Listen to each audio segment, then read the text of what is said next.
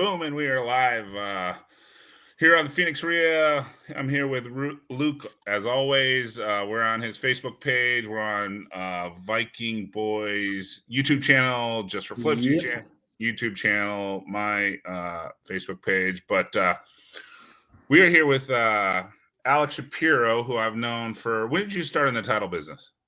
I started in 2010, 2011. All right, so I've known Alex for 10 years. I met him. We went out for I think did you just move there? No, you lived in Arizona. You just kind of got in the business, right? I had just gotten to the business. Yeah, so I needed to get him going, so I took him out for his first night of drinking in the business, and he still has a headache. So yeah, guys, just so if you guys don't know, Chris is that guy that you want to go out with for your first time drinking with the industry. Yeah, just don't think you can drink with him. That's a key right there. You know, you cannot drink, you cannot consume the same amount. All right, so Alex started in the title business, and now he is actually in Vegas for his launch of his new company, which I thought was a genius idea. That's one of those ideas that I was like, man, someone needs to come up with one of these ideas. And it just happens to be a buddy of mine that came up with one of these ideas. So I think it's awesome. So Alex, tell us about where you're at in Vegas right now. Absolutely. I'm at the Caesars Palace. We're here for the Vacation Rental Management Association, VRMA. Like I was saying, it's kind of the association like the realtors have the NAR. That's kind of what we have for the property managers here to kind of come gather all as one, learn from each other's best practices, meet some new vendors. And that's why my business Can Monkeys here is kind of our coming out party. We've been around for 5 years. We're the first vacation rental trash solutions company. So there's people who've been in this industry for 12, 15, 30 years and have had issues with their trash cans. So this is the first time they've seen a trash solutions company, and we're definitely a hit here. So it's been fun. I like you said, I come from the title side where I've been to these conferences, and I'm trying to beg people to come see me and speak to me. And I've never had anything like this where people are just kind of coming to us now and asking who we are, how can we help, what markets are we in. And it's been really cool for my team to see too, and also to see everything come to fruition. So no, it's been a long time coming. Kind of been working in the shadows, and then, just kind of getting this proof to concept, and we've figured it out, and now we're here to kind of see how far we can push ourselves. That's so cool. Yeah, so give us like your optimum customer, like someone that's probably owns a bunch of VRBOs, right? Or yeah, so I mean, it's a little different in each market, right? But so like say in the Scottsdale market, that's where we started. That's our we're kind of the mecca of all short-term rentals. So for us, when we started there, we had some clients that had one property, some clients that have 100 properties. And so it took us, a couple of, years to build that up. And what we have found is that people who had properties in Scottsdale also had properties in other markets. So after kind of doing our due diligence and reaching out to some of our strategic partners, and what took us 2 years to get to 100 properties in Phoenix took me 5 phone calls to get to Park City or to get to Austin, because I reached out to strategic partners who are already using us in the Phoenix market and saying, hey, do you need my service in Austin? And they already knew that we could do it. And they said, yeah. So I would get 20, 25, 15, 5 properties from 5 different companies, 4 different companies, build a route, start it up, and then just kind of rinse and repeat what I did in the Phoenix market to kind of get the other,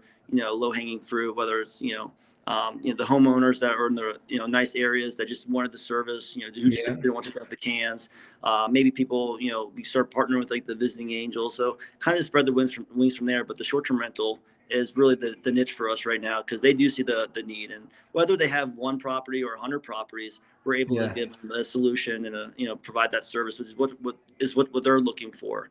But yeah, if I'm getting into a new market, I want someone that has 50 properties, just so I can kind of use that one client as like a guinea pig, get in there, and then from there I can take on 1 property, 5 properties. Right.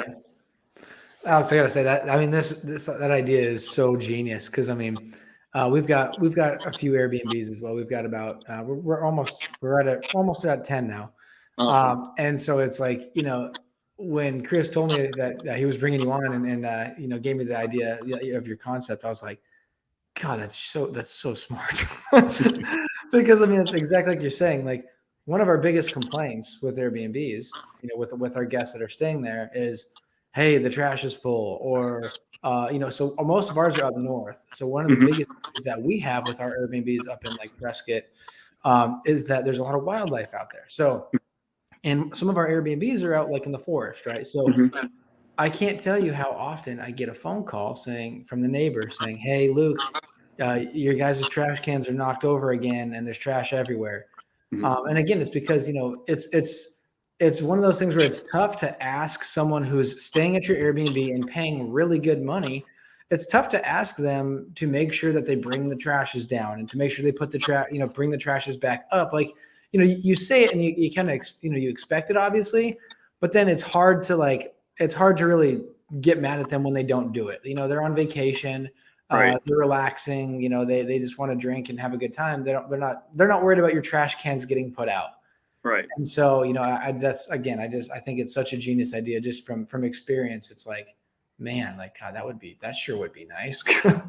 And that's what we found. And a lot of people are just kind of in this, and I appreciate that, because that's what we found across, the board of, all the markets that we're in. And it's just, people are just waiting for a solution. And you've probably done your best to come up with your own solution. That's why I tell people, like, you already have a system and solution in place, whether it's, 50% or 75%, or whether it's, has holes in it. That's great. But that's not your, main focus. Your main focus is more properties, making sure your guests are happy, and let me take on the stress of trash. And that's the one thing I focus on. Then you don't need to worry about it. Just go get some more properties and add my properties on, or add Camel Key on for your properties later on. And so and like you said, it is stressful because it's like, you get these messages and then, they let you know and say, hey, there's trash everywhere. And then you got to hire someone to go pick up all the trash, or you got to, you got to hire someone to just, go bring the trashes up, or if the trashes didn't get taken out last time, now you have extra trash.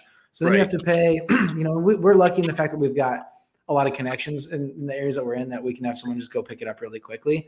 But still though, I mean, if we're still paying them $50 every time they go to do that, right. I'm sure that, and that's $50 for like a one-time pickup real quick. Exactly. I mean, I'm extremely interested to hear what your rates are, what the prices are for everything.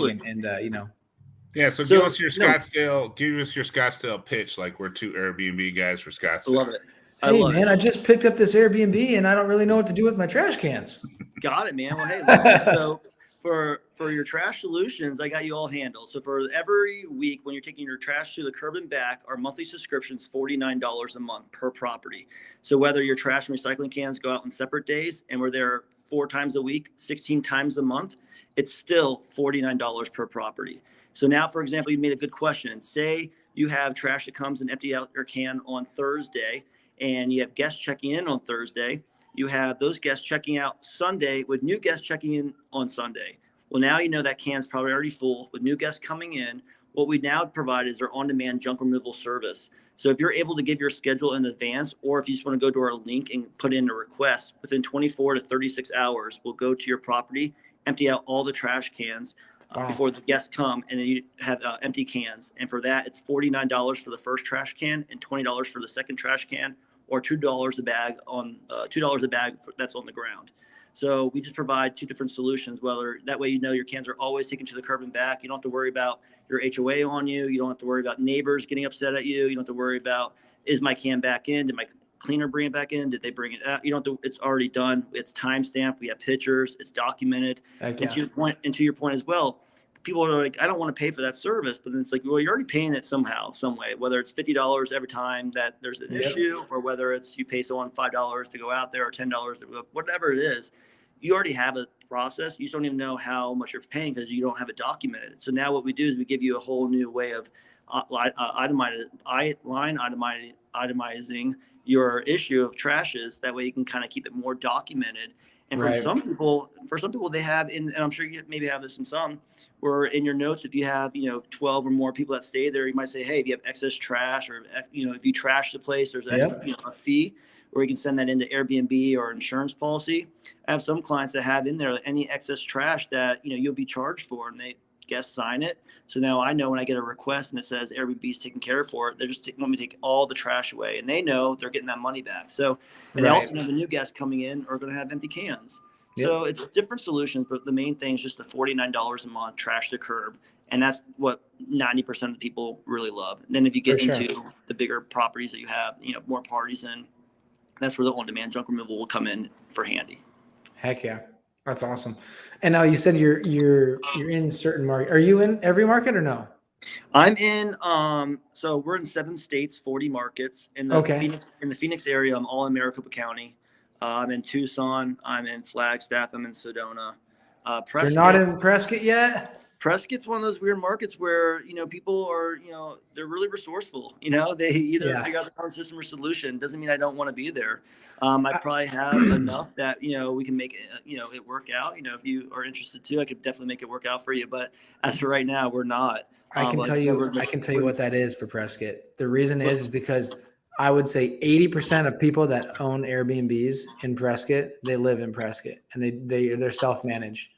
I know so many people in Prescott that have Airbnbs. You're probably right. They live, they live a mile away and they do the cleanings. They throw the trash out, they do all that kind of stuff. But still though, there's definitely a lot of people because we've got, like I said, we've got about, I think 7 in Prescott. And I mean, like I said, that's an ongoing issue. And that's great news because in a market like that, that's a lot smaller. Without 10 properties on our subscription, I could get started with the route. And I just know that with those smaller markets. Now, say, I was getting in Nashville for the first time and you had 10 properties, I couldn't do that. So that's what I've learned. Each market has little different idiosyncrasies.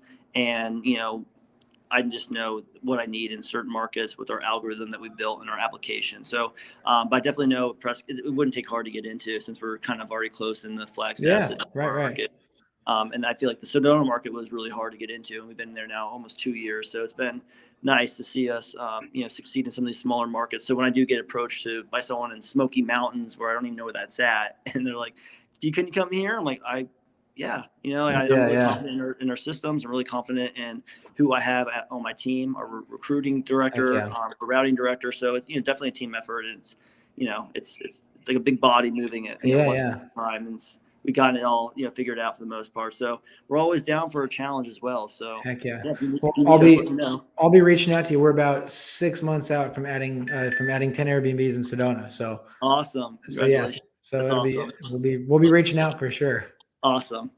So what do you see besides your can? What else? I mean, you just toured the whole convention. I mean, I'm sure this is way bigger than it was when you first started a year ago, right? Yeah, absolutely. This is the biggest year that they've had right now at the VRMA. They just said they had 2,500 people in attendance. For a new growing industry, that's really great. People taking time out of the work life, coming here, working on their business, not just in it. Here the technology is huge. Everyone's trying to implement the new technology, and that's what I'm seeing here. That it's all kind of the same vendors competing with each other, and it's using their new property management solutions, or this using this company, or using this lockbox, or using something along those lines. And I think that's what us being here, we're not really competing with anyone right now because no one, to your point, Luke, it's been everyone's been looking for this, and it's been one of those. It's not an easy solution by any means. Yeah, right. People think it should be easy, and then when you look into it, maybe you can get to 20 properties or 50 properties, but when you scale your business, it's hard to keep scaling all the little services that go in. Absolutely. You're doing cleaning, you're doing check-in, check-out. There's a whole ecosystem to it. You don't want to think about trash. There are so many details. So many details with Airbnbs that people don't think about. And so just going to throw this out there, and I probably shouldn't do it because this is live and other people can listen to this right now. But if you wanted to think about another business that you could spin off on what you're doing right now, hot tubs are a pain in the ass to deal with. And I'm just saying, there's no one to call. There's no one to figure anything out. So just throwing it out there, maybe we put our heads together and figure something out there, because I'm telling you, I would gladly pay a certain amount per month for people to keep my hot tub, to drain it regularly, to keep it because we got multiple hot tubs as well. Yeah. And we get calls all the time on hot tubs, all the time. And up in North, you have a lot of hot tubs. You have a ton of hot tubs on Airbnbs up North because it's a huge selling point. So figure something out there too, where it's like, what, we'll have someone that knows what they're doing and they're going to make all their stops regularly. Just saying. In the Scottsdale market, we have Pool Monkey.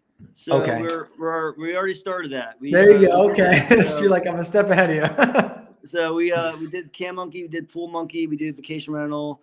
pool service and hot tub. We're not up north. We're just in the Scottsdale market. But Okay. you're right. We gotten that same request for we're in the Park City market as one of our markets as well, and they only have hot tubs, and they're begging us to go out there. And I'm like, it's just, my one thing right now is Cam Monkey. So the Pool Monkey kind of came out of an inception of me just being a little bit delusional optimistic during the pandemic, and it worked out, and it's still there, and I love it.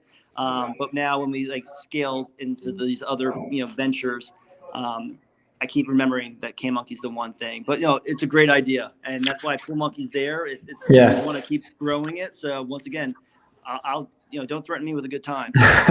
Well, I'm excited. I'm excited with Tub Monkey here, right? Oh, hey, there you go. Yeah, I love it. And that's the thing. Everyone was coming up with these ideas of the monkey, and I was going crazy with it. I'm like tree monkey and grass monkey, and I was going crazy with everything. But we're trying to just now it's Cam Monkey, Pool Monkey, and then all the other things are just going to be kind of different. I want it's kind of monkey. Hey, people are like, what's the monkey for? It's a whole new conversation about monkey. It's well. But no, I like Pool Monkey. I like Tub Monkey. That's a good one. Heck yeah, that's awesome. So, so I got another question. So, how are you doing it in the sense of, obviously, when you break into a market, do you have people on staff? Is it like Airbnb? Not Airbnb. I'm sorry. Is it like a Uber or a Lyft where it's like someone is near and you can just ping them and say, hey, I'm on my way, or this came up on my route, so let me just go knock this out real quick and then go to the next one. Just curious as to how that works. Yeah. So we get into a new market and we get the properties and we put in our algorithm or routing app and bust it out saying, these 15 properties can get done in an hour and a half. Right. So then we could try to get to a point where we have multiple routes. But at that point, what we do, so as much as my clients are the short-term rental property managers like yourself, my other clients are my can runners. So as I'm in the short-term rental industry, I'm also in the gig economy. So cool. I compete with Uber Eats, Grubhub, Instacart. And what they like about Cam Monkey compared to those other companies is that Cam Monkey is persistent and consistent. So I'm giving you the same routes every day of the week, and I'm growing your hours. So if you want 1 hour, 2 hours, 3 hours, you're getting that route. You know what the route is. And then usually all humans are creatures of habit. You want the same route, and then you're going to be doing it quicker and quicker, more efficient. So just like how I learned from Pool Monkey, I had pool routes. I gave the same guys the same routes every week. They got to know the pools. They really like the pools. It's the same kind of concept. So we kind of compete with the Uber Eats gig drivers. Like I said, they come over. They already know how to use the phone. They already know how to use the application. In this case, they're not in their car all day long. They could get in and out and taking cans to the curb and back. And like I said, you already know your routes, or you already know your schedules to your trash days already. So we just build a route that's always the same. It's not really changing. And we just get people on the routes that accept it. We make sure they, run the route. We look at pictures. We CYA. We have our systems in place and we document everything. And like I said, it's not hard. It's the easiest, hardest job, we have, because for sure. Them to start watching it through, making sure it's the right pictures, making sure it's the right property. Like I said, now we have the systems in place that we're doing about 30,000 stops a month right now. And we have over 2,000 properties. We have 2,000 properties, over 2,000 in subscription, over 30,000 stops a month, and 40 markets. You said how many subscriptions? Over 2,000 right now. Nice. That's awesome. So, and you're doing, did you say 30,000 cans a month? Over 30,000 stops. Yes. Wow. Going there and back. So it's been a lot of moving parts, like I said, but it's working. Absolutely. Yeah, that's super cool. So Alex, did you ever have to do a route? I grew the Mesa area. Heck yeah. So I definitely know what to do, and I know what they're going through. And so with that being said, I definitely have a soft spot in my heart for our can runners. But every once in a while, I always got to think about it. Like I can't be in Nashville running a route. So we got to figure out our systems in place and have, our I's dotted, T's crossed, because I can't be in every market. But yeah, if a market wasn't done by my house is on subscription. So if my can doesn't go out at a certain time, I reach out to the routing director and I'm like, hey, what's going on? He's like, oh, geez. Yeah. And I'm like, fix it. And he goes, okay, it's fixed. So it's always nice to have my own property on as a little test. But once again, we have over 1,500 properties just in the Phoenix market alone. So I can't notice every single one. Like I said, we have our alerts going on. We have our, systems. And now, are you guys, the guys that you're hiring to do that, are they picking them up in like a pickup truck, or is it like a trash truck, or like a haul? Is it like what's a haul in like a what are those called? The dump trailer or something like that? Yeah. So our can runners are just taking the cans from behind the gates to the curb and then taking the pitcher. So like just like you would take your property's cans to the curb, like, Yeah. and then that's all we're doing. For Okay. the on demand junk removal, That was my yeah. we actually own, so we're really big, like we act like Uber where we don't own anything. We do have one Heck Fiat yeah. and we do have one junk removal truck. And Okay, it's really cool. just for marketing pieces, and the junk removal truck is kind of get our own data. But everything else we outsource to other partners of ours. For So sure. for that property or any properties that we do on-demand junk removal for, it goes into a dumpster truck or dump truck. Okay, cool. So, but what is interesting to us and what we're learning even at the VRMA right now is that a lot of property managers will throw the trash bags in their Prius or in their back of their truck to like get it out of there because the cans are. And that's what what we're learning is that yes, that's what people are doing because they have no other systems or solutions, and they don't want to pay 1-800-JUNK $180 or whatever it is. Quick stop, yeah. Yeah, so that's what we found is that it was definitely our niche. So even getting the trash can out there for $49 and the additional one for $20, and we're still, it's still, cost obviously, but you're not getting complaints from the neighbors. Your guests are happy. You're still getting your 5-star review. Yep. And you're moving on to the next, property after or guest after that with, still everything intact. So that's what, we're just trying to bring that urgency and that on demand and something that isn't being, isn't there right now. Yeah, for sure. Super cool. So with the $49 and the $20 for the extra can, you're pretty much your subscriptions at $70. Like everybody's going to do both cans, right? And then you got guys like me that have 4 cans because it's the Paradise Valley rental and it's a Sleep 16, and it's amazing that they can fill up 4 cans in a weekend. No, I believe it. So wait, so you're not, so it's $49 a month for the monthly subscription, and that's for up to 4 cans. If you have anything over 4 cans, it's an extra $5. So if your property had 5 trash cans, it would be $54 a month for us to be there 16 times a month, taking the cans to the curb and back. If you wanted the on-demand junk removal, that's where it's $49 for the first trash can, $20 for additional. Right. Oh, okay, gotcha. So if you wanted those 4 trash cans removed and emptied, then it'd be $49 for the first one, $20 for the next 3. Gotcha. Okay. So 20 for 60. So $109 for all that those special occasion where I get, the guy fills up a can in 2 days and he's staying there for a week. For the one-offs. Yeah, for the one-offs. But for you to know in your math, like in your head, like, okay, I have 10 properties at $50 a month. That's $500 a month for those 10 properties. I can file that. I know my P&L now that's where it is easy. Yeah. Now, if you have the one-off trash removals, that's where you can get a little bit more strategic on it and be like pass that cost back on to the guest if that's because they left it or whatever the cost may be, or like what we messed up or whatever it is. You can have a different line item for that, but for the most part, you just know your trash cans are taken to the curb and back. Chris, that's for when Jack stays at your Airbnbs and goes through about 630 racks in a day and a half. He just laughs. Right? He's like, yeah. Why is the recycle can more full than the trash can? Exactly. Efficiency. Yep. No, so that's we try to keep it really the costs are really not, I don't like saying cheap, but they're really cost effective, and even when you scale, or even the person that has one property, like there's really, we're not trying to gouge anyone. We're really trying to make it a fair price, really get it into the market, letting people know that it's there. And, like I said, the secondary market for us is like the homeowners, the elderly, not because they're not important. It's just because like our main focus is the, Airbnb. But what we found is like everyone needs the service at one point or another. It's just harder to scale it and market it right now as a bootstrap startup, going after the, main people individually, where I can now target a whole audience and, for sure. And that's kind of how I wasn't even title and escrow. I didn't really go after real estate agents. I went after investors. Rather get Chris's 20 properties a month than realtors 1 property, and just kind of work smarter, not harder. So I kind of take that same process and brought it just then I'd still get realtors business or refi business, but kind of. So we're gonna pick your brain now. We had did last week. We talked about Airbnb arbitrage, which there's a lot of gurus out there selling that right now, but. And then I did my post today.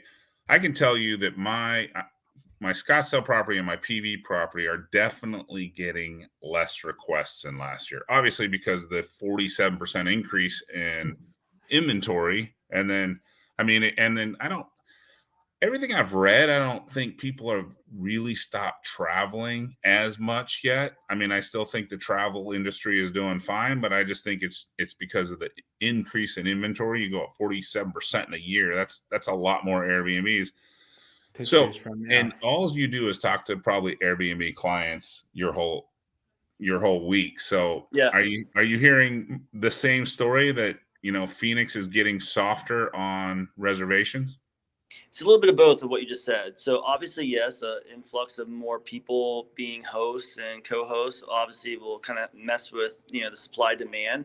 But at the same time, a lot of people are comparing your numbers this year to what you were last year, and that's where I think a lot of people in the Airbnb industry need to change it. And that's what I'm learning is that what for the first time in our industry, we're having numbers back to 2019. And I'm saying our industry as in the Airbnb short-term rental, vacation rental management side. Mhm. So if you look at 2020, we were in a lockdown, everyone was traveling. Look at Pre-COVID, yeah. 2021, everyone was still kind of, still locked down traveling. This is the first time in 3 years that it's actually like a normal quote unquote market. So if you're comparing so if you're in industry or if you're in the business in 2019, 2018, you should be comparing your numbers to that year to this year. And Jack, then now seeing what it Chris, is. Chris, your son's calling me right now. I'm gonna cut it out.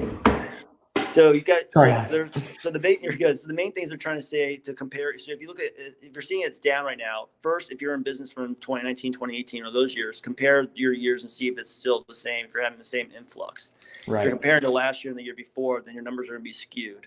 But they're also saying that this is the first time, like I said, like people are going back to like last month was a lot of people going back to school for the first time, back east, and they start, later. So there's a little big slowdown, but people are also saying that their busy markets are still been busy.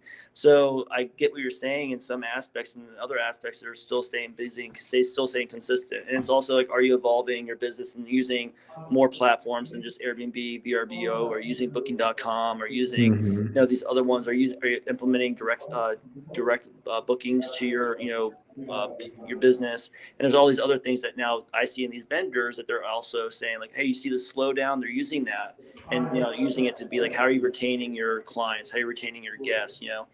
Are you getting all the Wi-Fi? Are you getting everyone that stays at your Airbnbs through Wi-Fi? Are you getting all of their emails? Are you hitting them up with your brand? Do you have a brand? So they're getting really a bit more specific here and trying to help you to kind of create a brand at the VRMA. And what they do see is that a lot of these people at the VRMA have been in business for 10, 15, 20 years.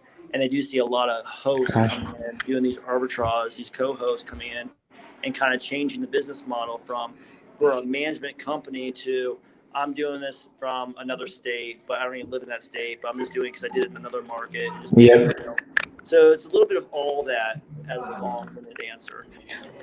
That's extremely smart in the sense of getting, all of your guests that stay there getting their email addresses. Because I never even thought about that. Like, yeah, that'd be a genius idea to get their email addresses. And if you do have an Airbnb brand, if you do have a certain amount of them, yeah, why not put a drip on their email of, hey, you're gonna get an email, whatever, once every week or once every couple of weeks or once a month saying, hey, hope you enjoyed your stay at our Airbnb. Come check this one out that we just finished or whatever. I think that's a genius idea. 1,000%. And that's what they're trying to say. Like, so you're saying Airbnb, that's what your guests will understand. But at the same time, Airbnb is just a marketing company. There's a website company. So at the end of the day, you should be branding your company, your business, and having them come back to your brand. Just to your point. So that's a good thing. So you're kind of changing to the short-term rental industry, a vacation rental, company, and this is my brand. And now you get all the guests in there. And then data is the new dollar. So the more data you can get to have them come to your,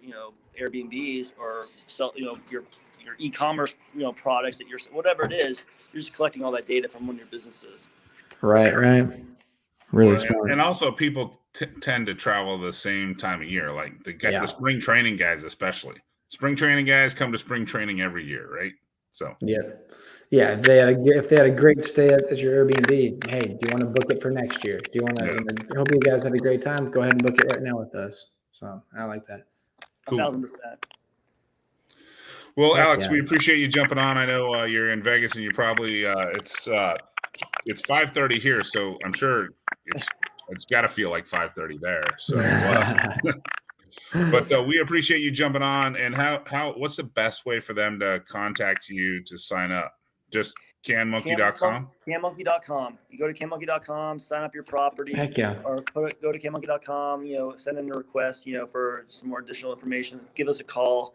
But really, we try to, make it as easy as possible. We're not a SaaS company, but, we try, we're SaaS, but we're still a service. So we try to make it easy. Sign up, if you don't want to talk to anyone, you don't have to talk, just sign your property up. We're done. Get right on routes, get it scheduled, rinse and repeat. Cool. Do you guys have an app that like for you guys or for like your clients or no? Yeah, so we're actually building an app right now on our back end. So like right now, Cool. like how we send out the routes and everything is off the shelf markets that are not Okay. the apps that are not ours. So we're building our own, our own system in the back end, which will have our end, the client end. Right now, you'll have your own dashboard. So you can actually log in and see if you have multiple properties, 10 properties. You can see all your properties on there. You can see the pictures. You can see the timestamp. So if someone calls you, said, hey, my can's still full, you can go on there, check out nope, they took it back today. And, because guests try to get some things for free. They always try to look for little, things. So, we always try to make sure we have pictures for everything. So whether, they whatever it is, you'll have access to all of it, or you can still give us a call and we'll give it to you. So we try to, make it as easy as we can for our clients. For sure. I appreciate the time, thanks guys. for jumping on. Yeah. Thank you so much. Appreciate it. Chris. Thanks, Luke. Yeah. I really appreciate it. No worries. guys. Appreciate you. Thanks, guys.